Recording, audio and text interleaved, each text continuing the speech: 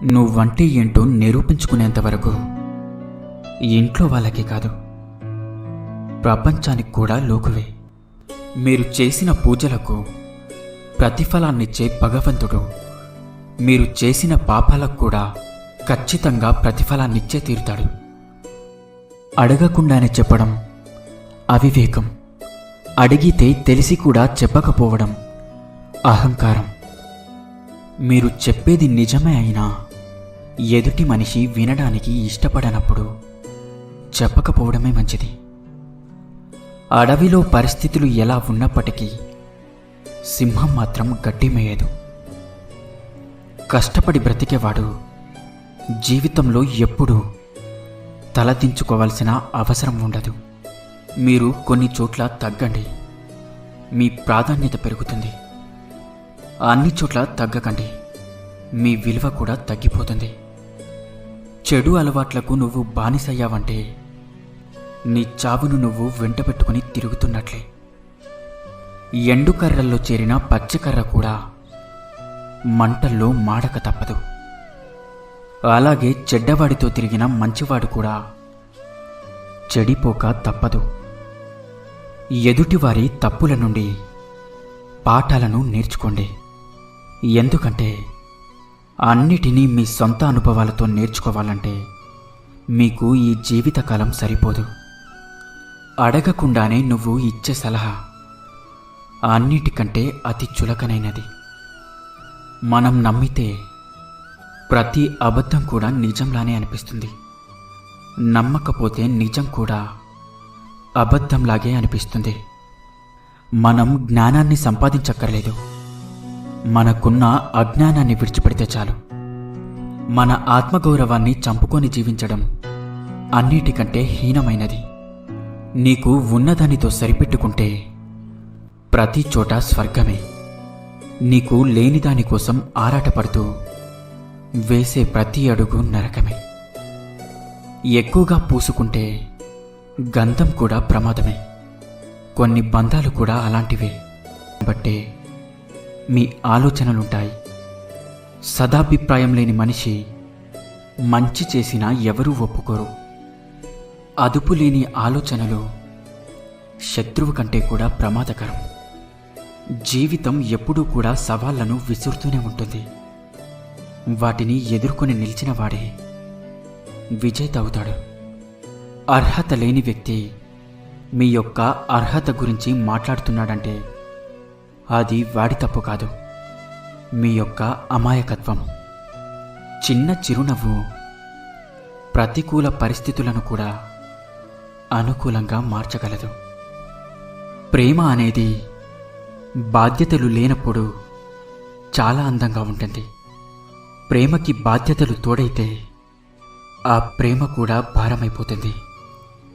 మనం రోజుకో రకంగా వేషధారణ మార్చవచ్చు, కానీ రోజుకో రకంగా మన మనసు మాత్రం మారకూడదు. నువ్వు ఉపవాసం చేస్తూ భోజనాన్ని ధ్యానించడం కన్నా భోజనం చేసి భగవంతుడిని ధ్యానించడం మంచిది. బయటకు కనిపించే రూపాన్ని చూసి ఎవరిని అంచనా వేయకు. ఎందుకంటే నోరు తెరిచే వరకు కాకి కోకిల రెండూ ఒకేలా ఉంటాయి. అంత మంచిది. నీ మౌనాన్ని అవసరాన్ని బట్టే వాడాలి, కానీ ఎప్పుడూ మౌనంగా ఉంటే ఈ సమాజం నిన్ను వెక్కిరిస్తుంది. నీకు ఏదైనా సరే మంచిది కాదని తెలిస్తే చెయ్యడం ఆపు. నిజం కాదని తెలిస్తే చెప్పడం ఆపు.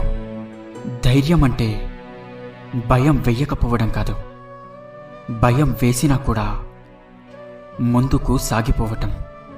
మీకు హద్దులు మించిన ఆశలు ఉన్నట్లయితే శక్తికి మించిన కష్టం కూడా పడాల్సి ఉంటుంది. మసకబారిన కంటికి అన్నీ మసకగానే కనిపిస్తాయి. అలాగే తుప్పు పట్టిన మనసు గలవారికి అన్నీ తప్పుగానే కనిపిస్తాయి. ఎదుటివారి అర్థం పర్థం లేని మాటలకు ఎప్పుడైతే నువ్వు స్పందిస్తావో అప్పుడే సగం మనశ్శాంతిని కోల్పోతావు. స్వార్థపరుడంటే ఎవరో కాదు, నిన్ను అవసరానికి వాడుకొని అవసరం తీరిపోయాక వదిలేసేవాడే. నీకు అవసరం అవకాశం లేనప్పుడు ఎలా అయితే ఉన్నావో, అవసరం అవకాశం వచ్చినప్పుడు కూడా అలానే ఉండడం నిజమైన వ్యక్తిత్వం. ఈ సమాజంలో మనుషుల గురించి తెలుసుకోవాలంటే మనకి నచ్చినవి ఎన్నో ఉన్నా లేని దాని గురించి బాధపడటమే జీవితం. చల్లటి నీటి రుచి తెలియాలి అంటే విపరీతమైన దాహం వెయ్యాల్సిందే. గెలుపు యొక్క గొప్పతనం తెలియాలి అంటే ఓటమి దెబ్బలు తగలాల్సిందే.